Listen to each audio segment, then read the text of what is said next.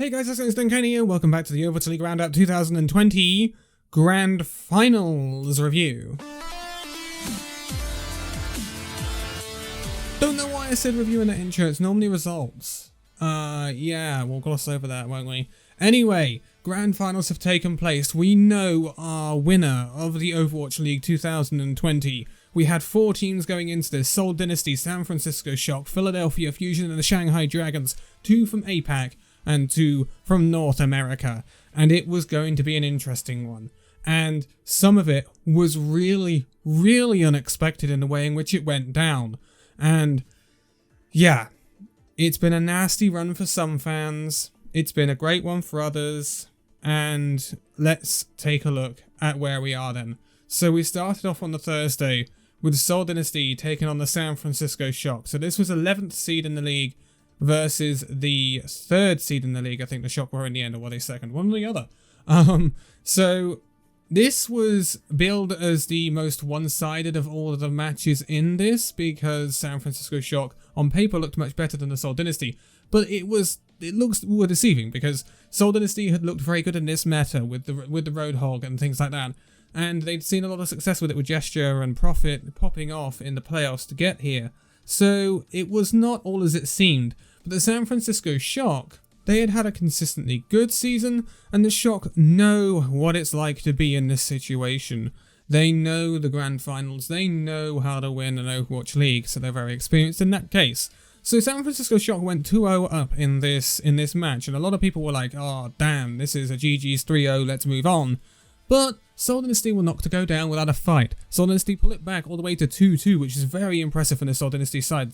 Profit and Gesture started to find their feet in the playoffs, which they are experienced with quite obviously. But they end up falling on the last map, meaning San Francisco Shock managed to pull off a 3-2 victory over the Seoul Dynasty, knocking Seoul Dynasty down to the losers bracket.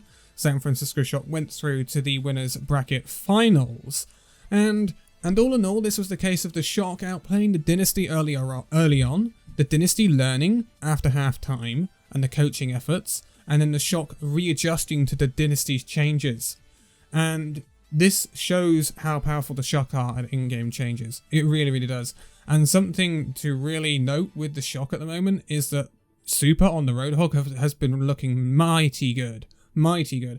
We have seen Super Smurf together, we have seen Super Choi Hyobin together, we have seen Smurf Choi Hyobin together, so they're really utilising a lot of their tank line, and it's really benefiting the Shock right now. However, for the DPS of the Shock, we have just seen Striker and we have seen Uns, and they've been doing fantastically, as have Fitz and Profit for the Seoul Dynasty actually, so yeah.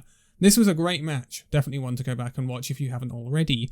Now, moving on to the other game, we saw Philadelphia Fusion taking on the Shanghai Dragons. Now, I was all hyped for this to be the battle of the dive teams. I thought this was 2 teams that would be very stuck in their dive ways. They're 2 teams I think are the best teams at dive this season, but it is not that case. They wanted to play the Roadhog. It was either Roadhog Sigma or it was Roadhog Ball, but mostly Roadhog Sigma from what I remember. And this is not good from the Fusion. Fusion get totally outclassed here. And the interesting thing about the Shanghai Dragons is that they decided to play Izayaki. Ballsy move, because I think Lukavi is more consistent, but Izayaki did have a fairly good playoffs. But they played Stand 1 instead of Fearless this entire series. Stand 1, the last time I really remember Stand 1 playing was during the May Melee finals, where Shanghai lost the first 3 maps against Seoul Dynasty with Stand 1 in. They subbed Fearless in and then won the next 4 to win the May Melee. So it was a massive surprise to see Stand 1 come in. Stand 1 played mainly the Bull and mainly the Roadhog, and he saw a lot of success on it against the Fusion. Sado was outclassed in this in the main tank battle, something we haven't seen for a long time in Sado really. Sado has had a really good season. This was really disappointing from him. So to get 3-0'd, I don't think anyone expected this. Philadelphia Fusion are a really good individual skill-based team, and there's a lot more to this Fusion that meets the eye, and it requires a lot of delving into that we'll go in at a later date. But this is a fantastic win for the Shanghai Dragons, and great to see them showing their dominance. But this meant we moved on to the Friday, and it set up a fixture in the winners bracket final of the San Francisco Shock taking on the Shanghai Dragons. So this was number 1 in APAC versus number 1 in Asia. And this was always going to be a hype match. Always going to be a hype match. But this was interesting for the wrong reasons for Shanghai Dragons. They seemed always one step behind the San Francisco Shock. Now, this goes 2-0 to the Shock again and Shanghai adapt. But the first two maps for Shanghai were not good. So on Control they play Lip on the Sombra, Choi Hobin completely shuts that down. And honestly, Li Jaegon's Lucio play on Lijiang, or on Oasis I should say, was some of the worst Lucio play I've ever seen in the Overwatch League. He fed his brains out.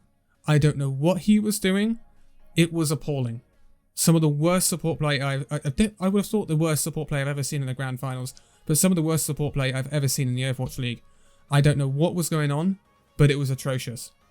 And this is what I was worried about coming into this with the Shanghai Dragons.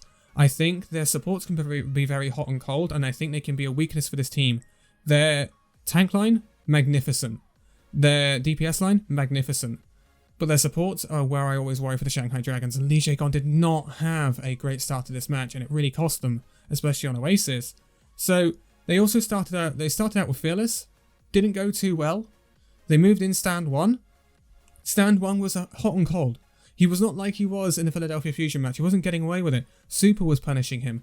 Smurf was punishing him. Choi Hyobin was punishing him. And some of his flanks were weird. And he was predictable. And he was getting outsmarted by the San Francisco Shock. And this is what I mean when San Francisco Shock were one step ahead of the Shanghai Dragons in a lot of cases in this match. And the DPS for Shanghai weren't able to carry because the Shock can equal that with Ans and Striker. Striker has been magnificent on the Hanzo this weekend. Magnificent. Honestly, some of the best play I've ever seen from him. Going back to the days when he was on Boston Uprising playing the Tracer in that unbeaten stage. This is some of the best play we have ever seen from Striker this weekend. Honestly, fantastic. And it ends in a 3-2 for the San Francisco Shock. It's not undeserved. The Shock really were one step ahead most of the time of the Shanghai Dragons. Shanghai Dragons did well to bring back 2 maps against them. I'm not going to lie there. But it didn't end well for the Dragons. And ultimately they come up short against the Shock, which means the Shock, they booked their place into the final. And they were on for a repeat. So Shock are still as formidable as ever going into that final. But then we had the losers bracket. We had to round this out. So first of all, we had the Seoul Dynasty taking on the Philadelphia Fusion, the 2 losers from Thursday. And it doesn't get any better from Philly, does it? Again, they're outplayed. Again, the tank line seems like it can't keep up with what the Seoul Dynasty could put out with Gesture and Marvel. The DPS of the Seoul Dynasty were far better. And Philadelphia Fusion's coaching decisions start to come into question here. Because when we're seeing Hisu and Ivy in a double sniper meta, where is Carpe? Why is it not Carpe Hisu? Why is it not Carpe Ivy? You have one of the best snipers in the league. Carpe only went out in the first round of the Widow 1v1 because he played DM, the eventual winner and the best Widow in the league, of which we have seen a lot of for the Shanghai Dragons this weekend, which has been incredibly interesting, and he has been very, very good. But it baffles me why we saw so much of Hisu and Ivy and so little of Carpe. And I think this has really cost the Fusion. I came into this thinking that the Philadelphia Fusion had the weakest coaching lineup in this competition. But, well, in these grand finals anyway, not the whole league, but the grand finals out of these 4 teams.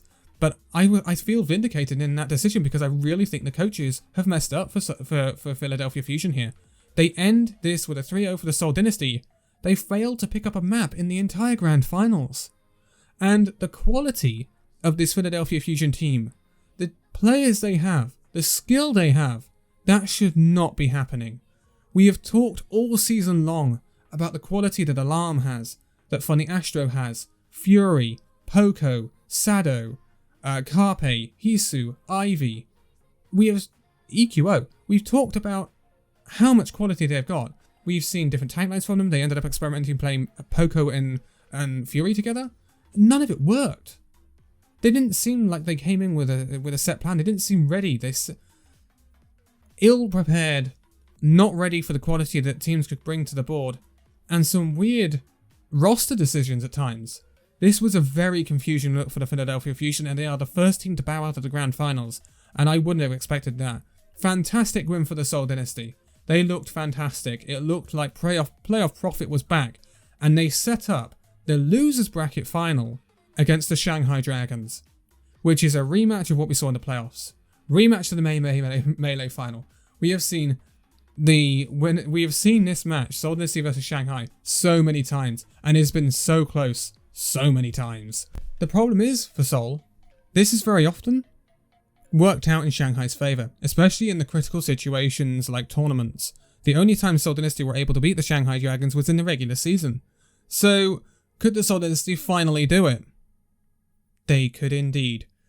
The Seoul Dynasty found a clutch during these playoffs, during these grand finals, which was something perhaps they'd lacked against the biggest teams. Shanghai Dragons bow out in the losers bracket final, and they ultimately come third in these grand finals, which is something a lot of people probably would have expected. I think a lot of people put Shanghai as favourites going into this.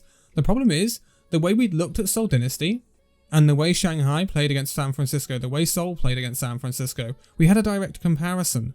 And honestly, Shanghai, I don't think, could adjust well enough. And Seoul Dynasty had the advantage of being able to know the team they're up against, inside and out. And I think finally they came up clutch when it was needed.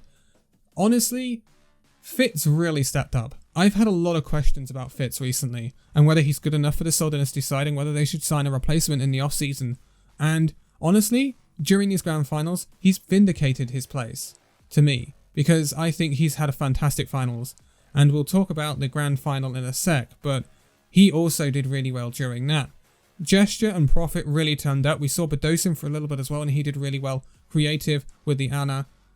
It has been a great grand finals for Seoul Dynasty, and this really topped that off. They can crown themselves as number one in Asia now, which I think is well deserved in this meta, but we have to remember that it's this meta. And I think some teams, especially Philly and Shanghai, have really been hurt by the meta. If we were in a Sombra dive meta, Shanghai would be dominant, I think. If we were in a straight dive meta, Philadelphia Fusion, I think, would be much better. But I think those two teams, they couldn't quite be up to scratch. But what was weird for Shanghai is the fact that they dominated the playoffs in Asia with Fearless, and Fearless played the Roadhog against Seoul and it worked. But then they decided to bring in Stand 1 for these grand finals. And I don't know why. It's clearly something they've been working on for quite a while, and it's something that may have cost them in the long run. They did adapt in-game, especially against the San Francisco Shock, to playing Lip and DM together, which meant no Fletter MVP, but it meant that they went to double sniper, and it worked. It gave them more joy, but in the end they come up short against Seoul Dynasty. The clutch factor coming in for Seoul at last, and they set up a grand final on Saturday with the San Francisco Shock, and it's difficult. You've got a team that has so much experience in the Shock, so much knowledge of winning things. Then you've got the Seoul Dynasty. They have a little bit of knowledge. They have the old London boys. But it's been a while for them since they've actually won anything. London didn't win a stage last season. They haven't won anything since 2018. So it's difficult to say that they have immediate experience of such a big league. But they do have the experience of winning the grand finals. So the pressure was on early, but they work into this. So it goes 2-0 to the San Francisco Shock, and all of a sudden we're worried that this is going to be a whitewash. It wasn't. Seoul Dynasty come back into it to a 2-2 in the end. All of a sudden, match on. Both teams popping off. We saw great play from Profit, Striker, Ans, Fitz, and Fitz matched Ans, which is something I was incredibly worried about going into this match. But he matched him, and that was fantastic. Then we see the tank matchups, and I honestly think it was fairly even, which was something to my surprise. I thought Gesture would get more value than Super, but in the end, it was fairly even, and that's to Super's credit. Now, Choi Hobin and Marvel also really stepped up, and that's something that really impressed me as well. I thought going up against the tank line as formidable as the Shocks might expose a weakness in Marvel. It didn't. Marvel was completely fine. And then the supports may be slightly better on the Shock side, but Creative and Toby were by far great for the Dynasty this time around. So the question is, how does this end? Well, it ends in a 4-2 for the San Francisco Shock. San Francisco Shock are the 2020 champions of the Overwatch League and are 2-time champions in a row. So I don't think some people will like this, some people won't like this. Also, if you see these t-shirts around that came out 10 minutes after the Shock one, it wasn't scripted. They make these in preparation for whoever wins. It's not because it was scripted and they knew the Shock was going to win. Don't be silly, guys. Come on now. But congratulations to the Shock. Why do I think this came out as a Shock win? Because I think Krusty, the Krusty element of the Shock. And the reason is Krusty is the best coach in the league. Moon won Coach of the Year, but Krusty is the best coach in the league in my opinion. And I think the Shock won this match off of better in-game adjustments and better rotations and in-game play. It is not because someone on Seoul Dynasty played trash. And sometimes Seoul Dynasty switched it up. For example, on Watchpoint Gibraltar, which was San Francisco Shock's map pick, it was 2-1 at this point, and Seoul really wanted to weigh in.